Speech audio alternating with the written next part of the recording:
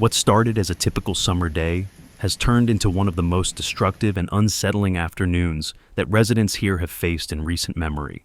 A violent series of storms, including a powerful tornado, severe thunderstorms, relentless lightning, and large hail, swept across the region over a matter of just a few hours, leaving behind widespread damage, power outages, and deep concern as cleanup and recovery efforts now begin. This is someone's trailer here. Just up on its back, just right up off the ground. Let's take you through what has unfolded. The morning of June 25th began in stark contrast to how it ended. Early in the day, conditions seemed ideal for summer activities. Temperatures climbed steadily, reaching the upper 20s Celsius by midday, and while skies were partly cloudy, there was little indication for many that anything out of the ordinary was on the horizon. Yet behind the scenes, meteorologists were tracking a dangerous setup. A severe thunderstorm watch had already been issued before noon by Environment Canada. The warning highlighted the potential for damaging winds, large hailstones, and the possibility of isolated tornadoes as a cold front pushed down from the northwest, colliding with a warm, humid air mass flowing in from the south. By mid-afternoon, conditions deteriorated at a pace that caught many off guard. At around 2:30 p.m., radar imagery began showing the classic signs of supercell development near Lake Huron. The atmosphere had become increasingly unstable. Elevated dew points, combined with significant wind shear and the influence of the nearby lakes, created the perfect conditions for rotating storms. Shortly after 3 p.m., tornado warnings were issued, with the first focused on the Barrie-Innisfil area.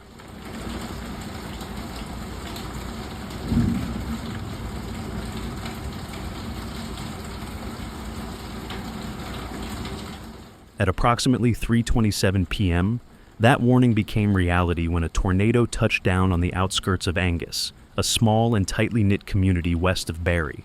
According to the Northern Tornadoes Project, the tornado has been rated as an EF2, packing winds that may have approached 190 kilometers per hour. The twister carved a destructive path roughly 6 kilometers long and nearly 400 meters wide, damaging or destroying dozens of homes, tearing roofs away, splintering trees, and overturning vehicles. In scenes that residents will not soon forget, entire streets were left unrecognizable. One local resident, Carlos Mendoza, shared his experience.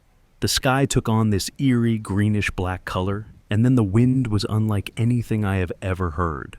It was like standing next to a freight train. I grabbed my kids and ran for the basement. When we emerged, our roof was partially gone, the neighbor's garage was flattened, and power lines were down everywhere. Emergency crews, including firefighters, paramedics, and police, rushed to assist. Their efforts, however, were challenged by blocked roads, debris, and live power lines tangled across streets. Incredibly, despite the destruction, there have been no reported fatalities. 14 people were injured, 2 of them critically, and they were transported to nearby hospitals where they remain under medical care tonight.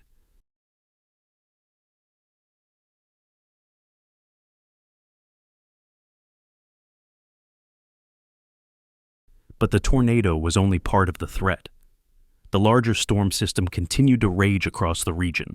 By 4 p.m., a massive thunderstorm cell had formed over Lake Simcoe and was pushing rapidly eastward. This storm unleashed more than 1,500 lightning strikes in less than 2 hours, setting off fire alarms and, in some cases, igniting small grass fires that fire crews raced to contain.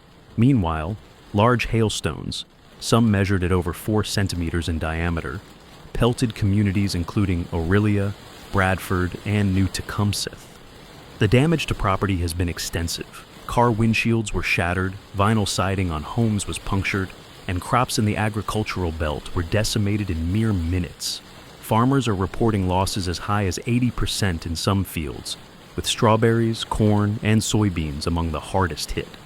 "I was inside the greenhouse when the hail started," said Megan O'Donnell, who farms near Alliston. "It sounded like rocks pounding the glass.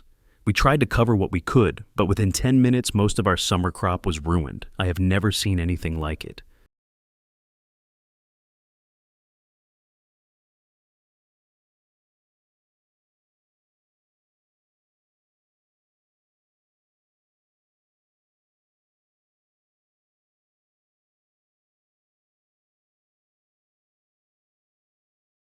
Hydro One has reported that at the peak of the event, more than 28,000 customers were without electricity. The hardest hit areas included Barrie, Innisfil, and parts of Oro Medonte. Hydro crews have been working non-stop to restore power, but some rural locations may remain in the dark for several days. Public infrastructure has also taken a heavy hit.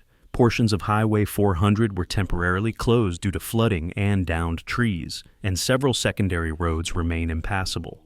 GEO Transit rail service into and out of Barrie South Station was suspended due to damage to electrical infrastructure and debris on the tracks, leaving many commuters stranded and delaying travel across the region. The Simcoe County Emergency Operations Center was activated at 4:45 p.m., bringing together agencies from fire, paramedic, police, and public works departments to coordinate the response. Community centers in Barrie, Innisfil, and Midland have been opened as emergency shelters, providing hot meals, clean water, and a safe place to stay for families forced from their homes. Volunteers from the Canadian Red Cross and local churches have mobilized quickly, distributing essential supplies including blankets and hygiene kits. Social media platforms have been flooded with posts offering help, from spare bedrooms and basement apartments to pet sitting for displaced families.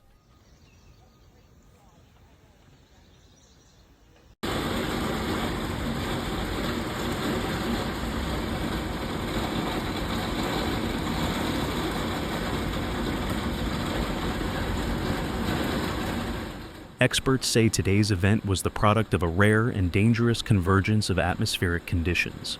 Dr. Emily Tran, a climatologist at Western University, explained that the collision between the warm, moisture-laden air mass and the cold Arctic front created intense instability. The influence of a dry line boundary and the local geography, particularly the proximity to the Great Lakes, amplified the severity of the storms. What we saw today was textbook supercell development, with strong rotation visible on radar. It is a reminder that severe weather can strike quickly and with little warning. Tornadoes are not new to Ontario, but their frequency and intensity appear to be changing. Between 1980 and 2020, the province averaged around 12 tornadoes per year. Recent years, however, have seen spikes, with 23 confirmed tornadoes in 2021 alone. Climate scientists warn that as the atmosphere continues to warm, the risk of extreme weather events is increasing. More moisture in the air means more fuel for powerful storms. Thank you for watching. See you in the next video.